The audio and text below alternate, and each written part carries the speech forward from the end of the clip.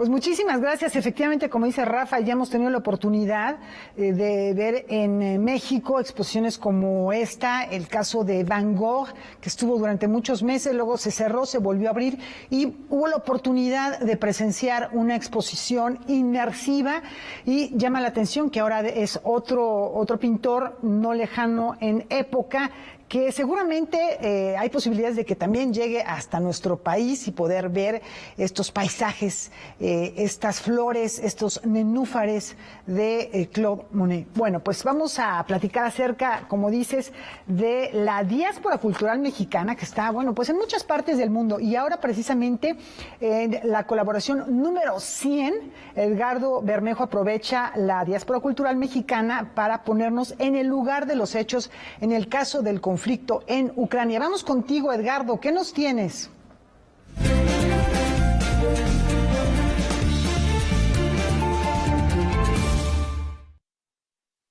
Hola, ¿qué tal? Buenas noches, Rafa, Laura. Hoy estamos de nuevo con un invitado de tiempo atrás de nuestra diáspora cultural, que es Rainer Matus Franco. Recordarán que Rainer vive en San Petersburgo. Él, después de graduarse del Colegio de México como internacionalista, realiza actualmente un posgrado, un doctorado en la Higher Economic School de San Petersburgo, y es también el autor de La Historia Mínima de Rusia, que publicó hace poco el Colegio de México. Ya lo conocemos aquí, ya ha estado presente, y hoy le queremos dar un giro a nuestra diáspora, porque no solo se trata de presentar a nuestros representantes de la diáspora cultural de todo el mundo, sino también de acudir a ellos cuando se trata de acercarnos desde su perspectiva, desde el mirador en el que se encuentran, a entender, a acercarnos con un entendimiento diferente a los sucesos más importantes del planeta, como es el caso de la coyuntura actual que vivimos en el caso del conflicto entre Ucrania y Rusia.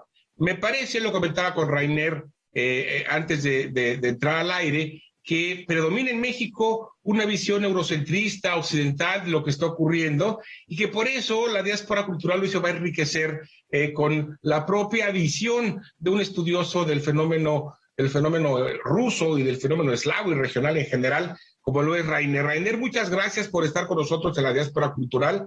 Y yo te pediría que nos contaras brevemente, pues, cuáles son los antecedentes de este conflicto que hoy estamos viviendo entre Rusia y Ucrania. Bueno, muchas gracias a ti, Edgardo, por la invitación una vez más. Bueno, antecedentes, podemos irnos un milenio atrás a la creación del primer estado eslavo oriental. No lo voy a hacer porque no hay tiempo, pero podemos irnos mejor entonces al año 2014.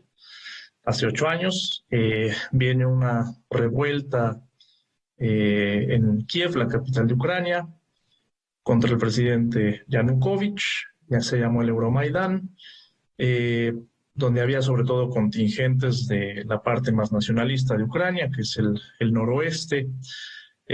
Logran tumbar al presidente, viene una nueva coalición gobernante donde hay partidos de ultraderecha, de centro, pero viene una visión muy nacionalista de lo que era Ucrania.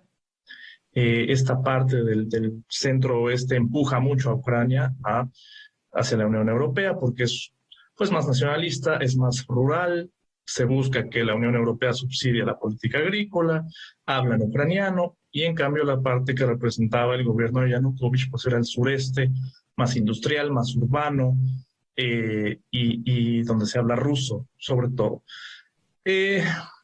Y bueno, este nuevo gobierno imprime varias políticas que no gustan a esta parte del sureste, sobre todo al Donbass, que era la parte más rica, más industrializada de Ucrania, hoy destruida por la guerra, y empiezan ciertos problemas, ciertas protestas en algunas ciudades, en la propia Crimea, que era la única parte de Ucrania donde había mayoría étnica rusa.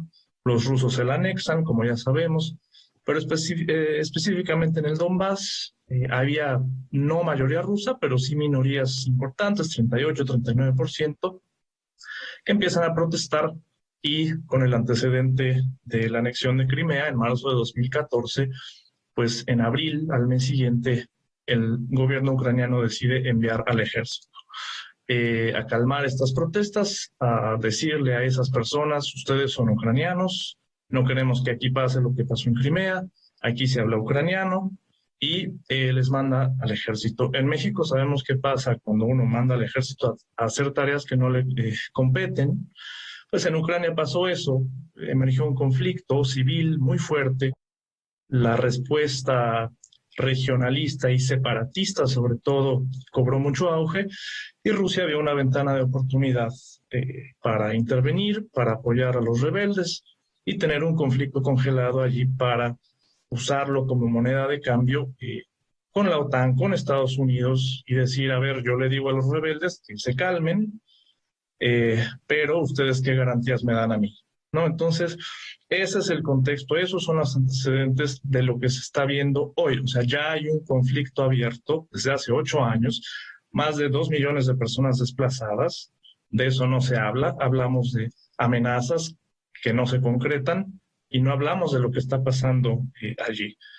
Pero el tema hoy es otra cosa, es Rusia amenaza, sí, mueve a sus piezas en la frontera, militares, etcétera, para mandar un mensaje a Estados Unidos, más que a la OTAN, porque la OTAN no escucha a Rusia.